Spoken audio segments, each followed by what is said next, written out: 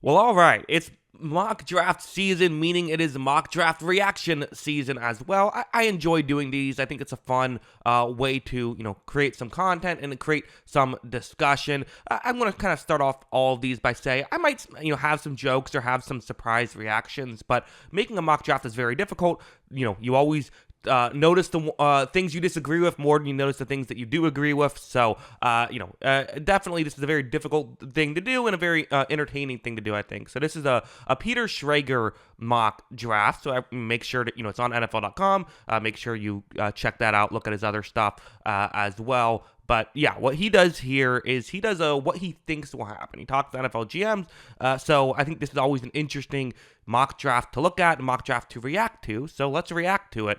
Number 1 and 2, kind of skip past 1 usually because Caleb Williams. Yes, Caleb Williams is someone who's a lot of people think is going to go number 1 overall. It kind of goes without saying. Jaden Daniels at 2 is really interesting. I don't know. Listen, it's not what I would do. I'll say this. So I also can see at the bottom, Drake May would then go to the Patriots. I think Patriots fans would be very thrilled if they end up with Drake May. But I will say, I don't think it's crazy that Daniels could be the best quarterback, really in this class. You never know with quarterbacks. But even, outside of Williams, could be the best quarterback. I think May still would be my pick. I really do. But, and again, it's not what Schrager thinks he would do. It's what he thinks will happen. So interesting there. But yeah, moving on to 4. This would be very fascinating if the Cardinals and Giants trade. This is not something I have heard a lot of because I think the Cardinals want an elite level wide receiver. Now, you're only moving down a couple spots. You're still getting one of the top receivers. So it's not the worst idea in the world to make a move like this. But for the Giants, are you going to trade up that much for J.J. McCarthy? Do you value him that much more than a Michael Penix or a Bo Nix? Maybe, if you really want quarterback. It's not crazy. It's not crazy. I could see it. Number 5, yeah, I think the Chargers would be very happy with Marvin Harrison Jr. if he ends up falling this far. I don't think he's going to fall that far, but, Schrader does, so that's interesting. I do think Chargers fans will be very excited. I'm assuming, yeah. So the Cardinals would go for Rome Odunze here. So this is weird. I was assuming the logic for the Cardinals was, okay, let's trade down 2 spots. We'll miss out on Marvin Harrison Jr., but we'll still get Malik Neighbors, who is, I think, I viewed him as kind of similar to your prospect, although I do like Harrison Jr. a little better, but we get the extra draft capital to make it worth it. Odunze over Neighbors is not a take I've seen a ton. Listen, I think he'd be a great receiver for Arizona. I like Neighbors a little bit more personally. So, number 7, Titans going with Joe Alt. Again, I do wonder if Neighbors is still on the board. Are they saying, you know what, yes, we need an offensive lineman, but Neighbors is too good? I think Alt's really good too, though. So, I wouldn't hate that pick in this scenario. Number 8, still no Neighbors. Dallas Turner goes here, which again, I get Atlanta, they need an edge rusher. Sometimes you got to draft best player available, but again, Dallas Turner would be a good fit for them for sure. Number 9, now we finally have a trade with the Indianapolis Colts trading up to get Malik Neighbors. Now, this is very much not a Colts thing. Like, the Colts don't do this type of thing very often, these kind of splash moves, but would I think it'd be a good move? Yeah, and I think it would make a lot of sense if they decided to do this. I mean, if he falls to 9, I have a hard time seeing the Bears not select him there, but it is interesting. So, we'll see. Number 10, Brock Bowers. Yeah, I don't think that's crazy. I think Bowers could fall a little, and I think the Jets could select him if he does fall a little. Number 11, okay, Terrion Arnold is a corner that a lot of people have as their number 1 corner. So, Minnesota has a lot of needs, might just select the best player available. I don't know. The Broncos getting Le'Veon Latu. So interesting. Schrager does not have them going with Bo Nix, which we've seen get talked about a lot. Maybe they think they can get him later on. I don't know. And we'll see how this, the end of this first round mock draft goes. But yeah, again, Le'Veon Latu, very good player, could be the best player on the board, and could help him out a lot. So I wouldn't hate that move. And then you have the Raiders going offensive lineman. Yeah, that makes sense. And Saints also going offensive lineman. Now, Fuaga, is he that tackle that they need, or is he going to be a guard? I don't know, but they could probably use both. So I wouldn't hate that selection either. And then, okay, a run on offensive lineman, J.C. Latham, who, sure. I don't I don't think this is crazy. He's a good player. It's a bit rich for my blood personally, but I still like him. I don't hate it. Number 16, wow, so quite the run on offensive lineman. Choi Fatanu here going to the Seattle Seahawks, and then we're following that up with finally a non-offensive lineman, Quinyon Mitchell to the Jaguars. I've seen this get mocked before. Did this make sense to me?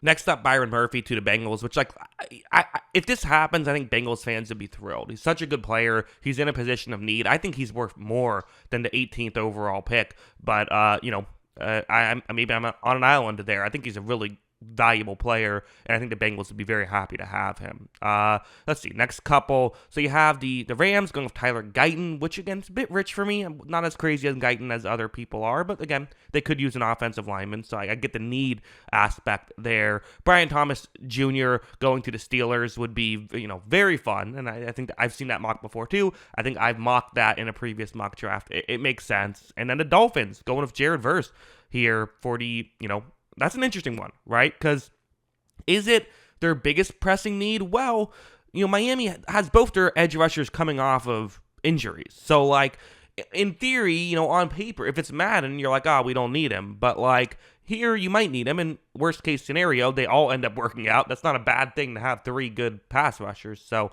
and they added Shaq Barrett as well. So to have that, other question mark. Maybe they'll have 4 edge rushers that are good. That's not the worst thing in the world. Number 22, Eagles going Cooper DeJean. Sure, get a secondary player. They could definitely use secondary players. Not sure about that fit exactly because they did just add C.J. Gardner-Johnson, but it would be interesting. Bo Nix. Okay, so the Vikings end up, drafting. They kind of wait. So who did they get earlier again? I'm trying to remember. They got. That's right. They got Terran Arnold early on, and then they wait and get the draft the quarterback with this pick. That not a terrible strategy. I mean, again, depends on how high you value someone like J.J. McCarthy versus someone like Bo Nix. If you're kind of like me who sees them in, I like McCarthy better, but maybe you don't see it as a massive jump from one or the other. Maybe you kind of say, okay, well, let's sit back and let's get the value that we want early on, but still get a good player later on. It's an interesting idea. Cowboys get Xavier Worthy. Okay, I haven't really seen this too much. Granted, I'm still new into the reading mock drafts and reacting to them things, but they could use a number 2 receiver. They certainly could. And then the Packers, I don't know if I fully agree that offensive line's a huge need the way some other people believe it to be, but Mims would totally be worth pick 25, so I still wouldn't hate the selection. 26, the Buccaneers going Graham Barton. Yeah, as a Buccaneers fan, I approve. Definitely a position to need and a good player. Darius Robinson. Okay, again, little bit high for me personally, but there's a lot of people who really like Darius Robinson, so it's not high for them. And again, Cardinals could use a lot, so it works. And then Bills, Adonai Mitchell. Sure, he's probably my favorite of the Texas receivers anyway. So I think that makes sense for me. Then you have Zach Frazier. Interesting. Going to the Lions. Again, I get that kind of fills a need, but it feels like a bit of a reach for me. It does here at 20. And listen, the Lions have reached before and it's worked out, so maybe, I don't know, but it feels a bit high for me. Kool-Aid McKinstry, which, oh man, my take on McKinstry being the best corner in this draft class, if he goes to Baltimore, that's really going to work. Again, maybe some bigger needs, but get a good player. I don't hate that. Ladd McConkey. Ooh, now I haven't seen this at all. The 49ers going Ladd McConkey here. That would be really fascinating because everyone wants the Chiefs, and I guess the Chiefs would go with Jalen Polk, which would still not be a horrible move because everyone's saying the Chiefs should get Ladd McConkey. The 49ers take him from him, maybe because they think they're going to play him in the Super Bowl again and want to make a move. I don't know. But yeah, okay, interesting mock draft. I think there's a lot of unique pieces to this. Definitely don't agree with every opinion, but I think they're all kind of interesting opinions, I would say. And again, they're opinions on what he thinks is going to happen.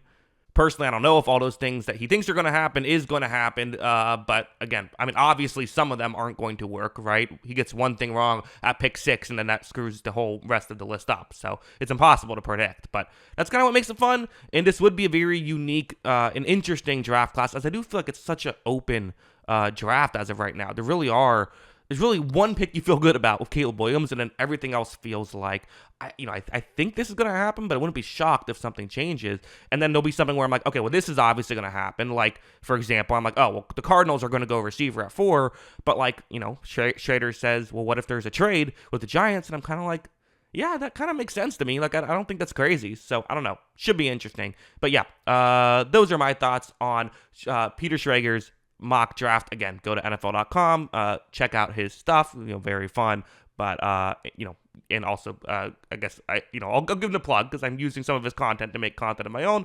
Want to, make sure that you do that. Obviously, Good Morning Football is probably what he's most known for. So check that out if you want to hear more of Peter Schrager. But yeah, those are my thoughts. What are yours? Let me know in the comments below.